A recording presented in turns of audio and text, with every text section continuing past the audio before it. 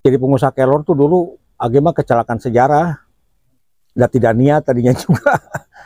Cuman karena yang lain tidak ada yang mau, akhirnya Age lomba lari sendirian, ya pasti menang. Ya makanya sekarang ketika Presiden Pak Jokowi dengan begitu antusias ingin mengatasi stunting, karena memang bahaya.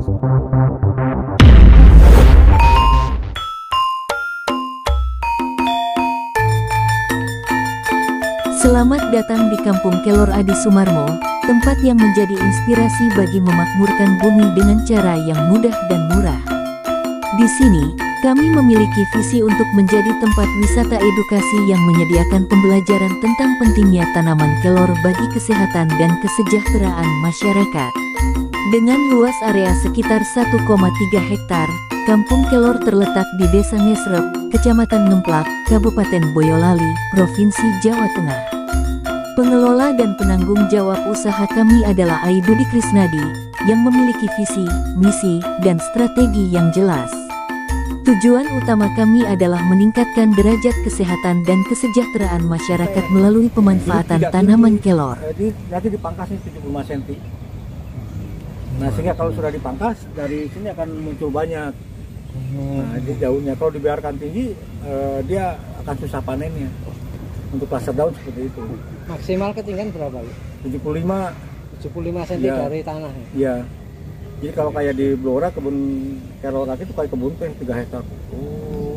Berarti untuk memudahkan panen itu? Iya, dan untuk memperbanyak daun. Tidak seperti model kampungan itu naik. Iya. Kalau itu mah klaster biji namanya. Ya diambil bijinya sama bunganya. Bunganya juga bagus. Kalau ada yang punya, bawa ke Aki. Untuk apa itu? Afrodisiak. Afrodisiak itu pembangkit libido. Wah, ini. Jadi kalau terutama untuk kaum perempuan ya, kalau sudah frigid, sudah malas-malesan, nah kasih itu. Bunga itu. Wah, itu kayak giant nanti. Olive oil lebih bagus. Ya, nih. Yang ininya nih. Iya, itu di kalau ini area kosmetik. Area kosmetik, kalau ini ke bawah area nutrisi. Itu ya itu. Langsung dipakai, itu kering kita bilas gitu ya? Iya. Sebulan aja coba, itu beda itu. Skincare termahal pun masih kalah itu. Kan biasanya masalahnya kan di masyarakat tinggi-tinggi pohonnya itu mesti menek. Makanya kalau yang kita dipangkas. Terus kalau ini tua untuk dipanen lagi. Nah, kan ini juga dia. Iya, makanya panennya ini jangan sampai copot. Ini loh. Yang anak baru itu ya. Jadi kalau ini dipanen, selapan lagi 35 hari ya, ini itu jadi kayak gini lagi. Berarti motonya di atas itu ya? Iya, motonya di sini. Ini yang dicoplek gitu. Terus yang muda ini nggak akan tumbuh lagi? Enggak. Enggak. Nah, kalau panennya ininya hilang, keambil, ini dia pasti naik tinggi. Begitu tinggi potong lagi terus aja. Potong di sini ya? Iya, potong aja, maksud potong. Nanti dari bawah itu banyak itu. Ya kan. Kami juga berkomitmen untuk meningkatkan pemahaman generasi muda tentang tanaman kelor dan mengaplikasikan pemanfaatannya dalam kehidupan sehari-hari. Kami turut serta dalam mensukseskan program pemerintah, seperti pertanian organik, kemandirian pangan, dan peningkatan volume ekspor UMKM berbasis produk berbahan kelor. Selain itu, kami juga berperan dalam melestarikan tanaman kelor sebagai warisan leluhur Nusantara. Kampung Kelor bukan hanya tempat wisata biasa. Kami adalah media propaganda penyadaran tentang manfaat tanaman kelor sebagai tanaman multiguna bagi kehidupan manusia. Kami menawarkan berbagai manfaat, mulai dari makanan organik super hingga obat tradisional. Nama saya Aidudi Krisnadi, saya asli dari Pangandaran, Jawa Barat. Namun sudah lama sekali ya di Blora, dan memulai usaha kelor ini dari tahun 2010. Nah, kemudian setelah pandemi, akses ke Blora itu rada susah, sehingga kemudian mencari yang dekat akses lah.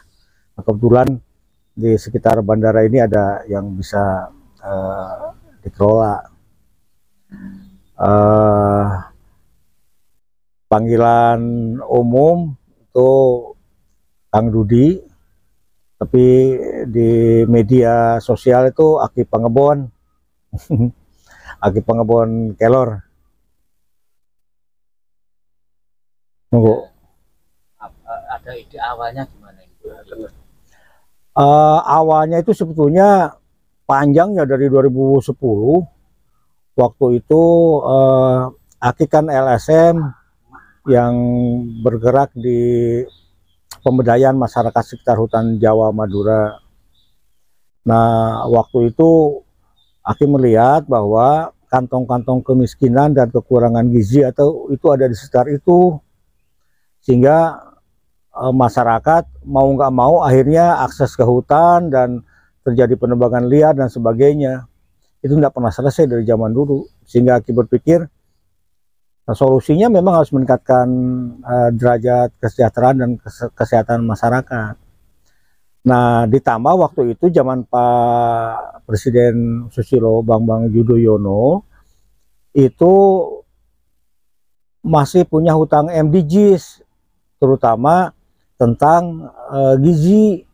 Jadi bangsa kita ini bangsa yang kekurangan gizi, sehingga Aki mencari kira-kira apa tanaman makanan yang bisa meningkatkan kesehatan, terutama kecukupan gizi, dan sekaligus meningkatkan kesejahteraannya melalui kegiatan ekonomi. Aki menemukan yang namanya kelor, itu dipromosikan oleh WHO, FAO, oleh universitas-universitas di luar negeri. Itu ada banyak sekali di rilis yang Aki bikin itu sudah sejak lama digunakan untuk meningkatkan kekurangan mengatasi kekurangan gizi di Afrika. Jutaan anak itu sudah selesai. Nah, Aki cari, karena di sana dikenalnya namanya moringa. Moringa ini apa toh? Ada nggak di Indonesia? Jebule kelor. Padahal sejak kecil Aki itu paling anti itu kelor tuh. Karena kan di pantai selatan itu, tanda kutip ya, jajahan Nyi Roro Kidul itu anti kelor semua itu. Tidak, kita tahunya kelor itu untuk penghilangan susu, kan orang yang kesurupan dijepret kelor, memandikan mayat, itu yang seperti itu. Hanya saja memang kalau Aki itu kalau tidak yakin itu mencari pembuktian.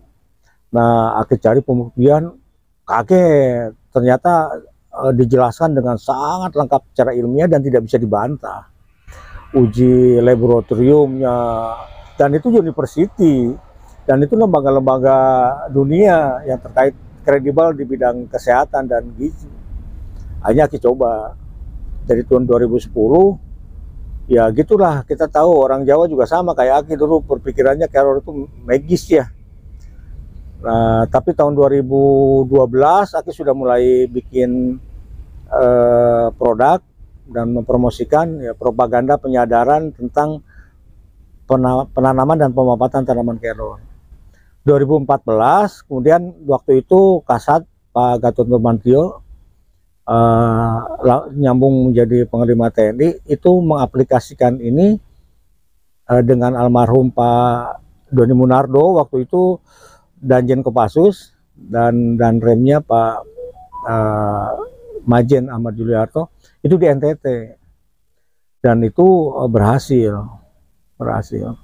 Dari keberhasilan NTT itu kemudian dibawa ke Blora. Nah, 2015 ada simposium dunia tentang kelor. Itu seluruh pemain kelor dunia, peneliti, pedagang, atau petani, itu kumpul di Filipina. Aki ikut, maksudnya ingin belajar. Tapi ketika Aki datang ke sana, orang masih ribut bagaimana menanam, bagaimana jarak tanam yang baik, bagaimana mengolah, mencuci daun kelor. Aki sudah bawa tepung daun kelor 500 mes, dan itu paling halus di dunia waktu itu. Dan Aki sudah membawa coklat kelor. Heboh, kok kamu bisa bikin kayak gini? Akhirnya malah Aki yang banyak ditanya prosesnya. Dan disitulah Aki jelaskan, mulai dari menanam organik sampai dengan mengemas. Nah, di situ Aki kemudian disebut oleh mereka penemu Moringa Nutrition Lock Method atau metode pengunci nutrisi. Sehingga nutrisi kelor itu tetap tinggi ketika diolah. Sebab kualitas kelor itu bukan di mana ditanam, tapi bagaimana mengolahnya. Nah, dari situ sudah mulai orang Eropa, orang Arab itu pada datang ke Blora. Dan jadilah pengusaha kelor. Jadi pengusaha kelor tuh dulu agama kecelakaan sejarah, dan tidak niat tadinya juga. Cuman karena yang lain tidak ada yang mau, akhirnya Aki lomba lari sendirian, ya pasti menang. Ya makanya sekarang ketika Presiden Pak Jokowi dengan begitu antusias ingin mengatasi stunting, karena memang bahaya sekali untuk 2045, ya bonus demografi kita kalau kebanyakan stunting, kita akan jadi bangsa yang akan sangat musibah lah. Harusnya berkah malah jadi musibah. Nah, kelor itu diarahkan ke stunting. Nah, kampung kelor ini konsep propaganda penyadaran bagaimana memanfaatkan tanaman kelor. Nah, untuk 5 hal. Pertama, food. Bagaimana kelor menjadi makanan dan minuman yang memiliki nutrisi yang tinggi. Itu dirilis ada banyak lah perbandingannya. Kemudian feed, bagaimana kelor digunakan sebagai pakan. Pasti kalau saya undang juga mikir 2 kali. Kalau di sini kan mau pakai pesawat tinggal loncat, ya kan. Pakai kereta yuk banyak, pakai bis yuk tambah banyak. Ada Grab, ada Gojek, ada Maxim, ada banyak sekali di sini udah. Nah, ke depan Aki berharap teman-teman di Solo Raya ini, khususnya di Boyolali, manfaatkan. Mumpung Aki masih hidup, manfaatkan, karena jarang sekali yang mau membuka tentang kelor ini. Di Eropa, kelor itu tanaman yang sangat dihargai dan mahal. Sekilonya itu bisa sampai 3 juta, 8 juta. Sekilonya tepungnya. Tapi tergantung kualitas ya. Oke. Di kita, kelor tuh ngeramban aja dapet kok. Dan yang paling sempurna dari kelor itu sayur kelor. Aki punya produk, 20 produk lebih. Jangan beli produk Aki lah. Nanam bikin sayur itu lebih sempurna. Hanya sayurnya yang benar, kebanyakan salah. Jangan digodok, Mbak, kalau sayur kelor itu. Jadi dipanaskan dulu apinya, udah dimasukkan bumbunya. Kalau mau ditambah gambas, ya tambah gambas. Kalau mau ditambah jagung, ya ditambah jagung. Sudah mendidih, masak, apinya matikan. Baru daun kelornya diambil, dicuci, dirorot. Jangan pakai rantingnya, nggak boleh masuk, apalagi masuk pohonnya. Nggak masuk. Itu baru dicemplungin, diaduk, ditutup. Hangat, baru dimakan. Kalau dengan seperti itu, hasil penelitian ujinya, 1 mangkok daun kelor itu setara dengan vitamin A wortel 10 mangkok. Setara dengan 2 mangkok telur. Setara dengan 15 mangkok pisang. Setara dengan 17 mangkok susu. Setara dengan 50 mangkok sarden. Dan banyak sekali. Dan itu tidak bisa dibantah kan ujinya. Dan yang paling utama, kenapa kelor disebut tanaman ajaib? Kelor mengandung asam amino, 18 asam amino, dan asam amino esensialnya ada semua. Biasanya asam amino esensial ini ada di protein hewani, ada di daging-daging, di ikan, tapi ini ada di daun. Ini protein nabati yang memiliki asam amino esensial, makanya kemudian disebut ajaib. Kalau di Adi Sumarmo ini seperti apa konsepnya? Nah, kalau di Adi Sumarmo ini utamanya strategisnya itu propaganda penyadaran tentang penanaman dan pemanfaatan tanaman kelor untuk yang 5 tadi. Nah, bentuknya seperti apa? Ada resto. Resto ini sengaja semua serba kelor lah, mulai dari sayur bening kelor, sayur asam kelor, botok kelor, omelet kelor, cendol kelor, es krim kelor, teh kelor dengan beragam rasa. Jadi sengaja didesain agar anak-anak milenial juga mau merasakan, karena kita ya mereka sudah rasa sih ya Jadi jangan berpikir hanya kelor kan langu. Kalau coba aja nanti, coba aja. Mungkin nanti kita nyoba makan siang lah di sini sebelum Jumatan ya. Itu insya Allah tanggal 6 sudah ada cendol kelor, ada cincau kelor, ada es krim kelor ada.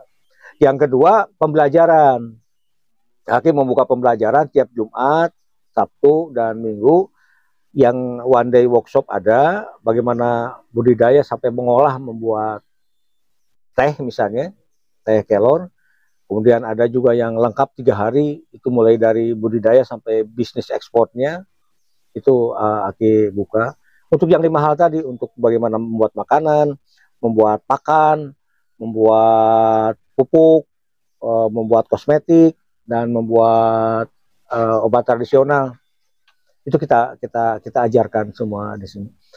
Untuk orang sini mah yang ngobrol lah. Yang kedua, Aki ingin membantu di Soro Raya ini implementasi kelor untuk stunting. Mungkin nanti ada tiap hari Jumat. Kalau di Blora itu dulu kita undang anak-anak TK, anak PAUD makan kelor gratis. Ibu-ibunya kita edukasi. Karena kalau stunting itu masalahnya masalah dari ibu-ibu sebetulnya. Karena bapak-bapak kan nggak nyuapin makanan, nggak milihin makanan, ibu-ibunya. Ya. Kalau itu diedukasi, mudah-mudahan bisa memberikan kontribusi lah pada pemerintah mengatasi stunting dengan cara yang mudah dan murah. Kalau persepsi kelor itu di akar atau di daun itu ada racunnya, itu gimana? Benarkah seperti itu? Di akar? Ya, itu ada beberapa penelitian yang menyebutnya cyanida atau racun yang lain mungkin ya. Itu sebetulnya secara kelor untuk melindungi kortek dari hama-hama penyakit yang lain. Jadi korteknya itu tidak mudah mati. Itulah kenapa kelor usianya sampai 60 tahun. Nah, matinya itu hanya karena kalau kerendam. Kalau kerendam korteknya busuk. Jadi memang tidak boleh dimasak atau diolah dengan akar-akar. Betul, akar. Sebetulnya ada senyawa obat juga. Itu lebih tinggi dari ginseng. Cuman Aki nggak mau ngajari itu takut salah. Kalau takut salah repot kan. Kadang kan masyarakat berbeda prediksinya ya. Terus nyoba sendiri kayak gadung lah. Tahu gadung kan? Ya. Akarnya kan sama kan beracun. Tapi kalau diolah dengan bagus jadi enak sekali. Nah, kita takut kalau ngajarin ini. Makanya dari dulu enggak pernah. Permintaan tinggi itu. Pak Menkes kan pernah bilang mau menjadikan kelor seperti ginseng. Arahnya ke situ sebetulnya. Cuma Aki nggak mau ngajarin lah. takut. Terus saat sekarang produk-produk dari rumah kelor ini, kampung kelor ini sudah ada yang diekspor kemana saja? Dulu sebelum pandemi itu kebanyakan ke Eropa. Dalam bentuk tepung ya? Ya, dalam bentuk tepung. Karena kalau dalam bentuk daun itu mudah terfermentasi ya. Nanti begitu sampai terfermentasi dibalikin lagi. Ya. Tapi kalau tepung tahan sudah 2 tahun juga. Yang kedua dalam bentuk teh celup. Dulu pernah ke Rusia. Tapi ya Rusia perang berhenti, pandemi berhenti, sehingga alhamdulillah nih sekarang semua dipermudah lah Pak Jokowi mempermudah semua. Mudah-mudahan Aki tuh berharap bukan Aki aja, berharap lah masyarakat Soro Raya untuk juga memproduksi. Yang penting tuh SOP kualitasnya itu yang mau Aki ajarkan. Itu yang mau Aki ajarkan di sini. Terbuka untuk siapa saja berarti? Ya silakan terbuka, nggak ada rahasia lah. Yang penting kalau teman-teman bisa kan, kalau kelor itu tergantung bagaimana mengolahnya, dan bayar itu punya standar. Dia harus mengandung kadar air berapa, dia harus mengandung vitamin apa aja yang ada di situ, proteinnya harus berapa persen, asam aminonya harus ada lengkap. Nah, untuk menciptakan itu yang sesuai dengan permintaan dari pasar itu yang ingin Aki ajarkan. Nah, kalau di dalam negeri sebetulnya pasar lagi bagus dengan membuat teh. Tapi yang jauh lebih penting dari itu bisa nyayuh sendiri. Aki pernah ngitung di NTT itu, kalau satu keluarga punya 200 pohon kelor, ketika anaknya lahir dia nanam, maka itu anak sudah bisa sampai S3 itu membiayai sekolahnya. Ini kalau 200 pohon di NTT mana sedikit atau lega. Tapi kalau Aki lihat di sini di Solo Raya itu kalau nanam 20 pohon kan bisa. Ya, bisa. Begitu lahir nanam 20 pohon itu pendidikan anak sudah sampai SMA sudah aman itu. Walaupun memang sudah ada gratis, tapi kan yang lainnya kan nggak gratis juga kan, transport dan lain-lainnya. Dari apa? Dari nanam kelor aja, dibiarkan nanti bijinya Terus kalau ada teman-teman yang punya pohon kelor, nganggur, ingin ini ke Aki, ya datanglah ke sini lah, datang ke sini. Cuma terutama yang biji, yang itu, ayo ngobrol dulu lah.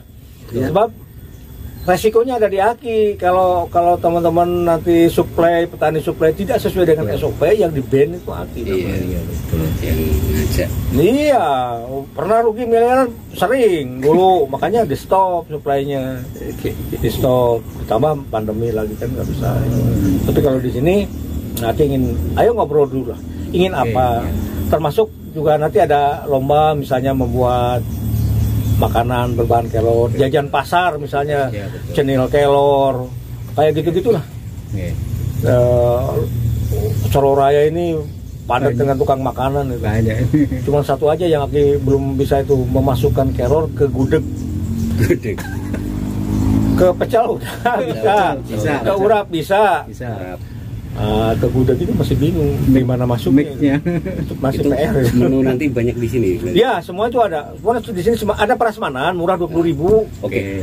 Minta Apa itu? menu yang biar teman-teman penasaran nanti kirain apa nih. Jadi nanti itu ada prasmanan itu buka jam 8 sampai jam 4 aja, kalau malam nggak buka. Jadi teman-teman banyak yang malam lah ya. Itu ada prasmanan 20.000 itu makan sekenyangnya, jangan bawa ke rumah aja.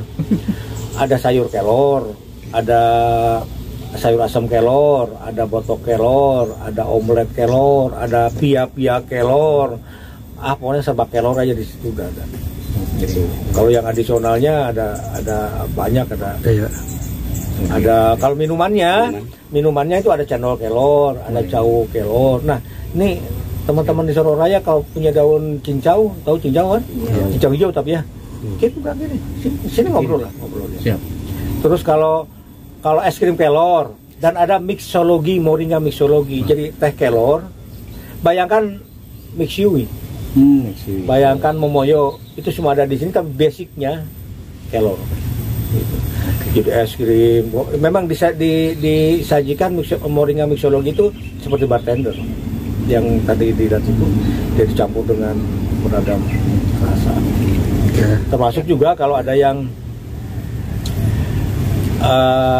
sakit, terutama degeneratif, yang sudah nggak punya uang lagi lah untuk berobat, BPJS sudah pol misalnya. Ya pun ada BPJS kan pulang pergi ke rumah sakitnya juga biaya. Kalau percaya, yakin kalau dapat menjadi perantara Allah untuk memberikan kesembuhan, monggo ke sini. Sudah banyak lah, sudah banyak. Aki akan bantu lah, berdasarkan banyak testimoni dan juga penelitian ilmiah banyak. Nanti digabungkan dengan jamu yang dirilis oleh Kementerian Kesehatan, ada scientific jamu, ada 14 untuk beragam penyakit yang bisa dibikin di rumah sendiri. Itu nanti akan disampaikan. Sudah saatnya lah kita kembali ke alam lah. Ayolah. Jangan terus itu memanfaatkan apa yang ada, sehingga tema di sini di Kampung Kelor itu ya adalah inspirasi memakmurkan bumi dengan cara yang mudah dan murah. Banyak di sini selain ada kelor, ada tanaman sayur, ada tanaman pangan, nanti ada lele, ada ayam. Itu yang semuanya diberi pakan dan pupuk kelor. Cara menanam yang mudah untuk kelor itu di kampung-kampung misalnya. Yang paling saya sederhana itu di Mas ya Pak. Sebenarnya rada panjang kalau harus dijelaskan. Jadi mending datang ke sini lah. Itu free, monggo. Iya. Kecuali ikut pelatihan ya. Kalau datang, Pak, nanam kelor gimana? Aku tunjukkan, terutama media tanam. Bagaimana membuat, ada media tanam namanya Kesapa. Itu ilham dari Allah ke Aki. Kelor sahabat petani itu luar biasa. Petani dan bisa bikin. Petani bisa bikin.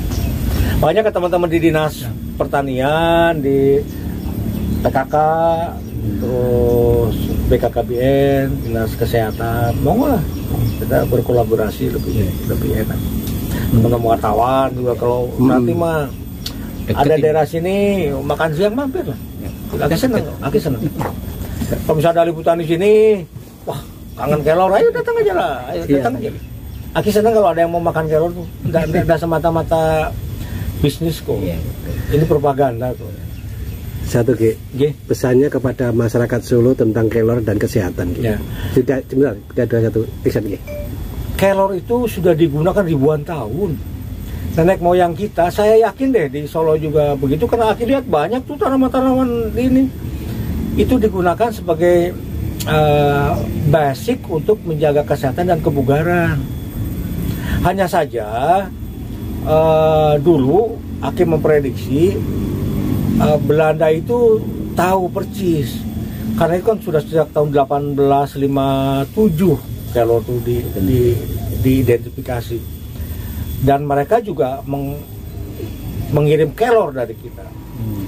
Nah sehingga dimunculkanlah isu-isu kelor untuk magic, kelor untuk membadikan mayat atau biar jijik gitu. Padahal coba deh periksa hadis Nabi, Kutubus Sidah deh, Bukhari, Muslim, Abu Daud, Tirmidzi dan lain. Bidara itu bukan kelor, memandikan mayat. Tapi memang dibikin seperti itu.